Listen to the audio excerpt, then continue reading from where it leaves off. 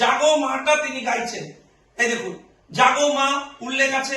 জাগো মা গাওয়ার পর এই ভদ্রলোক তার লোকজন নিয়ে মঞ্চে উঠে কি বললেন?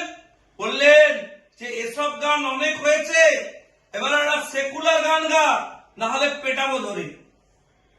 আপনাদেরকে দেখাই যে যে স্পেসিফিক্যালি তার যে লিখিত কমপ্লেন, সেই কমপ্লেনে যে মেহবুব মল্লিকের নাম এসছে।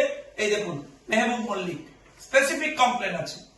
এবং তারপর তিনি বলেছেন যে একটা সেকুলার গান গাইতে মঞ্চে উঠে। ভাই সেকুলারের কি সংজ্ঞা এবং কেন এই গানটা সেকুলার নয়, কেন এই গানটার বিরুদ্ধে তাকে উঠে এই ধরনের অ্যাটাক করতে হয়েছে? দেখুন বাংলায় লগ্নজিৎ চক্রবর্তী লিখেছেন, ভালো করে দেখান। অনেক জাগো মা হয়েছে, এবার সেকুলার কিছু গান। এটা হচ্ছে ডিরেকশন। তৃণমূল কংগ্রেস বলে কে কি খাবে, কে কি পড়বে, কে কি গাইবে, কে কি শুনবে, তাই না? তার স্বাধীনতা থাকা উচিত। তাহলে লগ্নজিৎ চক্রবর্তীরও স্বাধীনতা থাকা উচিত।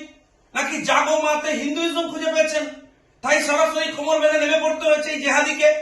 আমি সরাসরি বলছি যে কেন কি গ্রেপ্তার করা হবে না? কেন গতকাল রাত থেকে একজন শিল্পী তিনি থানায় অভিযোগ করতে গেছেন, শাহজাহান হক একটা জিডি এন্ট্রি করেননি, একটা জিডি এন্ট্রি করতে চাননি? যখন চাপ হয়েছে তখন জিডি এন্ট্রি হয়েছে। একজন শিল্পী এই ধরনের অভিযোগ করছেন, কেন একটা এফআইআর হবে না?